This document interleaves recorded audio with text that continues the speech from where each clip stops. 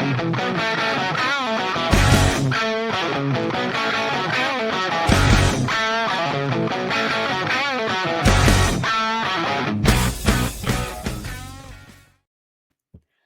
hello everyone. What a special day. It's the first day of season 2 of Talking Flag. It's great to be back. Tika, what's up, sister? Who we got today? Amber, I'm so excited for this new season. I mean, look at this new tech. Look at this gear. Fabulous. So today we have a guest all the way from the Philippines. That's a first. We're talking about Paul Ibanez Makinano, who is not only a football athlete himself, but is also serving his community's kids in the Philippines with flag football camps and scholarships. Wow, Welcome. Thank you guys. Thank you guys for wow, having me. Paul. Welcome. Welcome to Talking Flag. How are you? Good. How about you guys? Really good, thank you. So, um, thanks for being here today. And tell us, how did you get to the US after being born and raised in the Philippines? So I was born and raised in the Philippines, and then I went to the U.S. when I was 11 years old. And then I started playing football when I was in eighth grade. Originally, football wasn't because we didn't have football in the Philippines. And then as I watched more about the game, the NFL, and the college, I just eventually fell in love with it.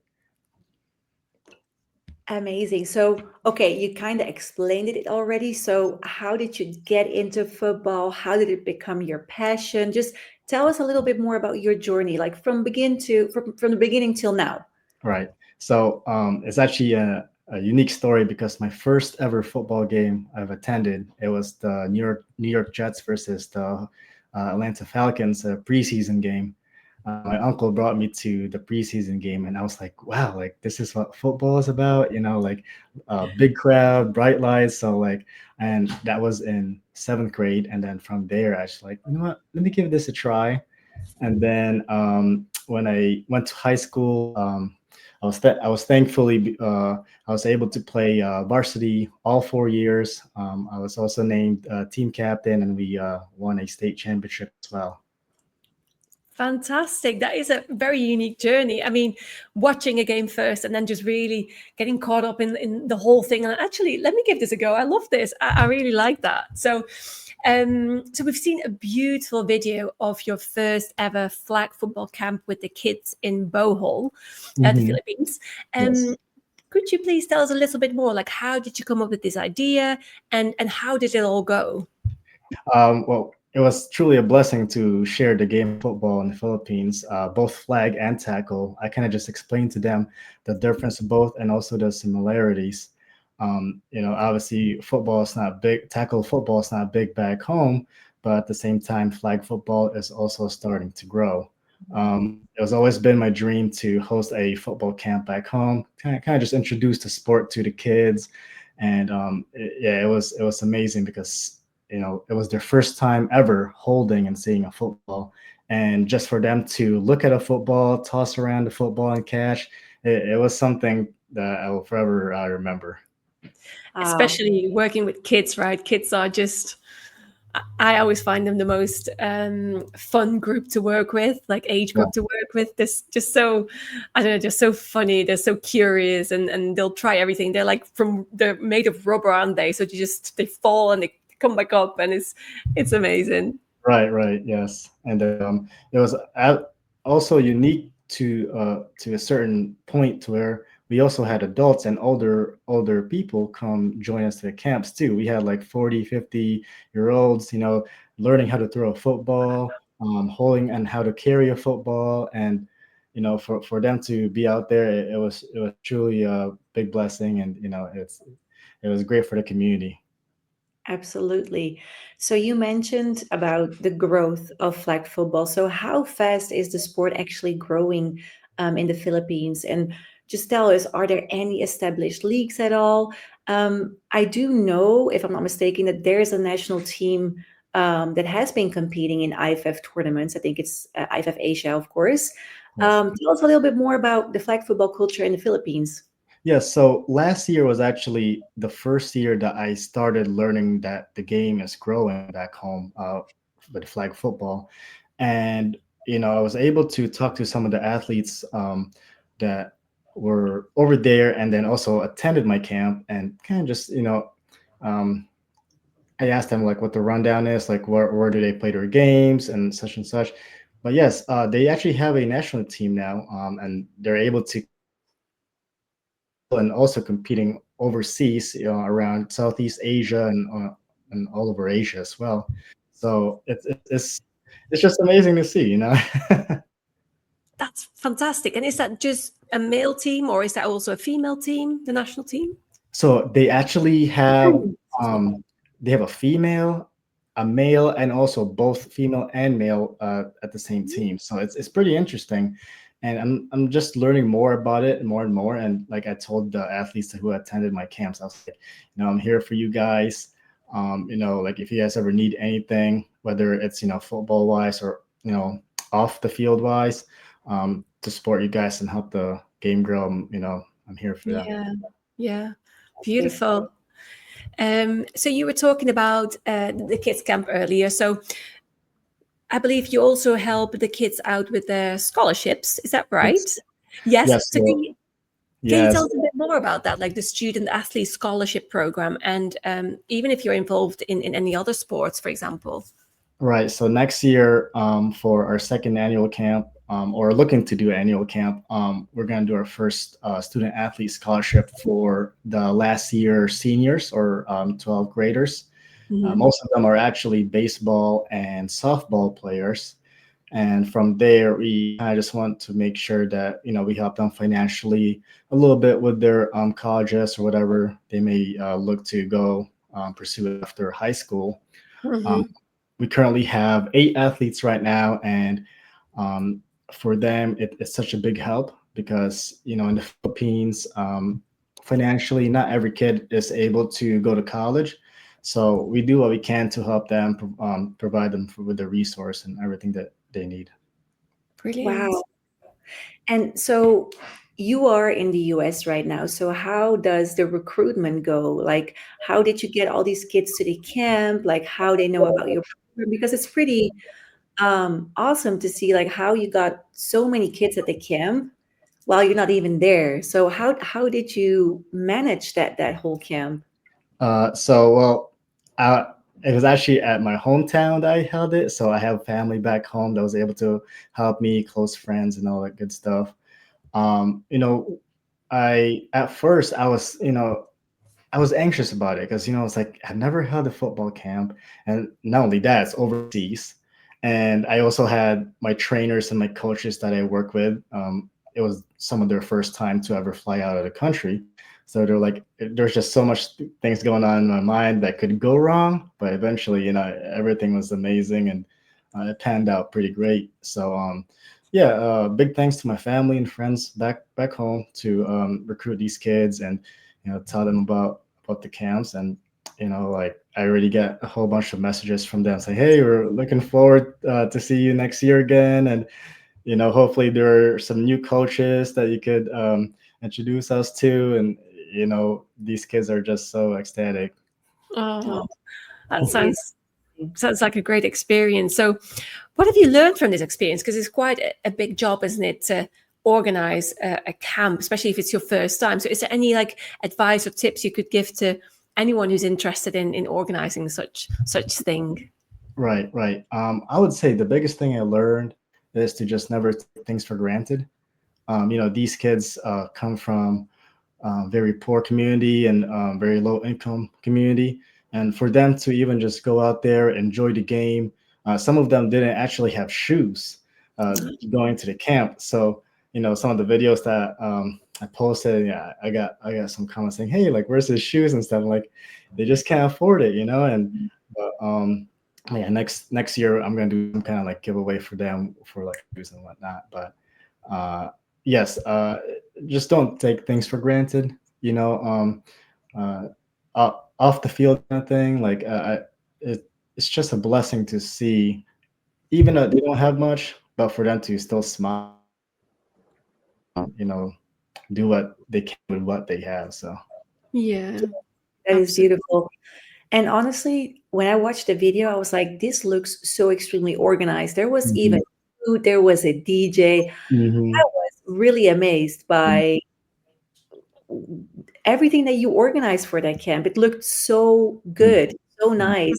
Oh, All yeah. kids were smiling, and yeah, Mhm. just it's amazing that you're doing this. And I think it's really important that we as athletes give back, like if we have the opportunity to do something for a community, and Mhm. even better if it's a community like the Philippines or in any other country that is doesn't have all the tools that we have. It's so Right. important to do that. So yeah, I really thank you for doing that. That's really amazing. Thank you. Thank you. Yes. Yeah. Yeah, so well, we talked a lot about your camps and the kids. Mhm. So how about yourself? What is your goal as an American football athlete? Because we know you have aspirations. Like we want to know about you now. Mhm. Well, I had a really year. I didn't really get to play much in college. Just um, I would say things that was not in my control, like not in a bad way though.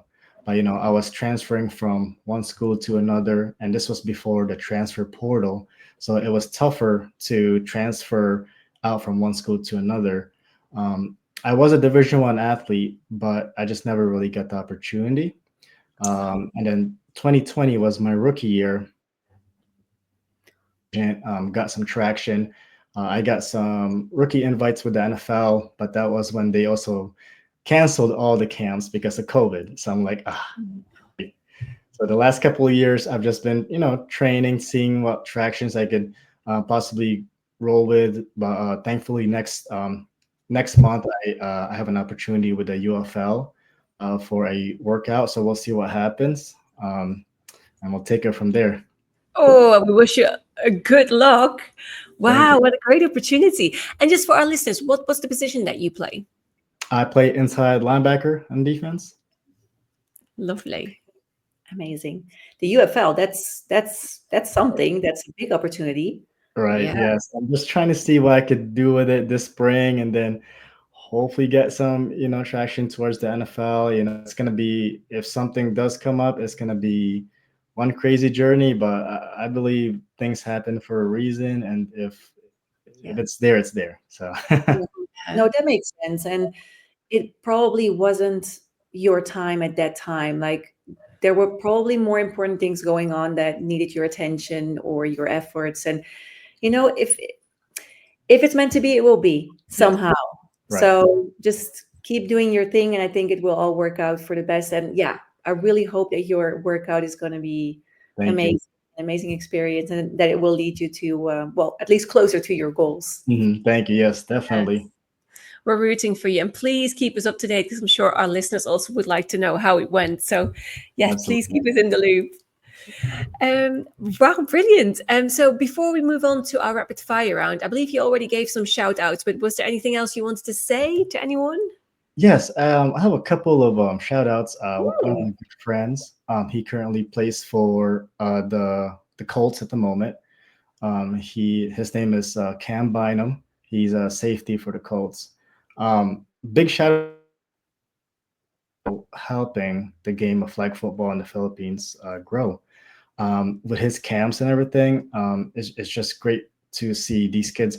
The Philippines is such a big country to where there's different regions and islands, and he's able to recruit these kids, and also um, when he hosts his camps, he's able to actually bring everyone together as well as other countries. From what I saw, he had athletes from Japan, Hong Kong, and other Asian flag football teams. So, big shout out to him. That's one of my great friends.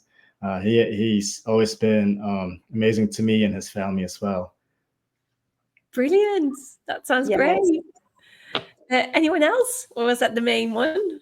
Yes, I also want to give a shout out to the Cebu Ravens. So this is one of the flag football teams in the Philippines. We had about 7 of their athletes come to our camp. Uh, they're super excited for the next camp as well, and it's amazing to what they're doing to the community, with the community, and just helping the game grow as well. They have girls and boys that just going at it, traveling to all these islands and also countries to compete, and hopefully, cross fingers, eventually it will get to the point where they'll be able to, compete a little bit more worldwide. So Great. Absolutely. Great. Amazing. We'll make sure to Yeah. mention all these people in our posts and stuff. So that's fantastic. Thank you for sharing that with us. definitely, yes. All right, Paul. Well, we haven't really announced it yet, but next up is our rapid fire round. So Awesome. we'll throw 10 questions at you.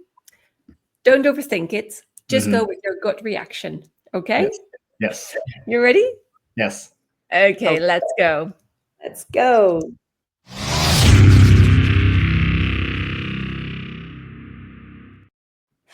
Okay, the first question. What is one thing you always do to get pumped up before a game? Meditate, breathing exercise. Amazing. What is your hype song? The one that always gets you ready to go. Oh, I would have to say "Put On" by Young Jeezy. Okay? I do not know that one, but I will look it up. Yes, Third one, describe in just one word what you felt during the kids' camp you organized. blessed. Most underrated skill in flag football.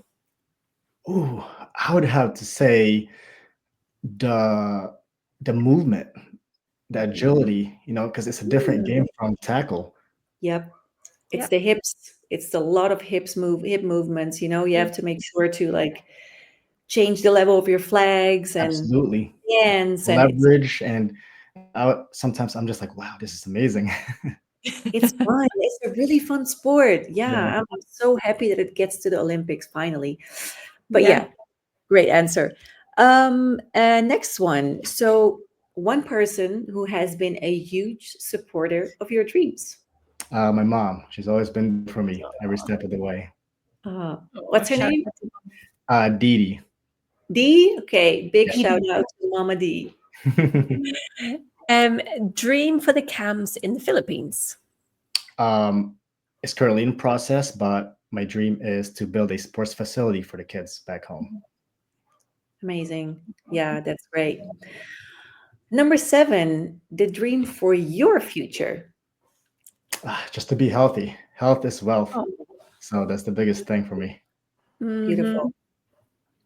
One superpower you wish you had on the field.